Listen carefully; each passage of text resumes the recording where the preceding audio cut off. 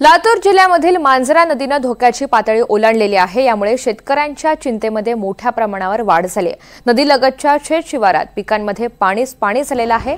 परिणामी शेती पिकांचं मोठ्या प्रमाणात नुकसान झालंय आणि शेतकऱ्यांच्या आर्थिक अडचणीत सुद्धा वाढ झाली आहे। या संदर्भात आढावा घेतलाय आमचे प्रतिनिधी विष्णू बुर्गे यांनी।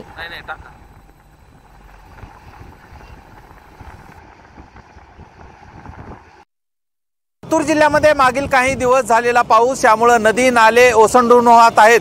मांजरा नदीला पूर आलेला आहे। मांजरा नदी दुथडी भरून वाहत आहे। अनेक शेतकऱ्यांच्या शेती पिकांमधून ही नदी वाहत असल्याचं पाहायला मिळतंय। खरं तर मोठ्या प्रमाणात जे आहे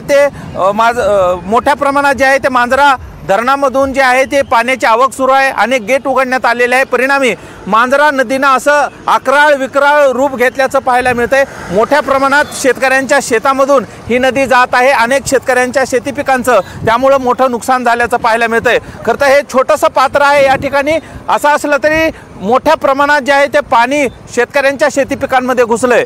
मागील काही दिवस झालेला पाऊस यामुळे आधीच शेतकऱ्यांच्या शेती पिकांचं नुकसान झालेलं होतं। शेतकऱ्यांचं कंबरडं मोडलं होतं। त्यात आता नदी काठच्या गावांमध्ये मोठ्या प्रमाणात जे आहे ते हे पाणी जात आहे आणि परिणामी मोठं नुकसान शेतकऱ्यांना सहन करावं लागतंय। खरं तर या ठिकाणी पंचनामे देखील झालेले आहेत। मदत करू असं शासनानं जाहीर केले। मात्र आता या भागामध्ये होणारं नुकसान हे पूर्णतः मोठ्या प्रमाणावर आहे। यामुळे शेतकऱ्यांना काय मदत मिळते आणि पूर ओसरण्यासाठी आणखीन किती वेळ लागतो हे पाहणं महत्त्वाचं असणार आहे।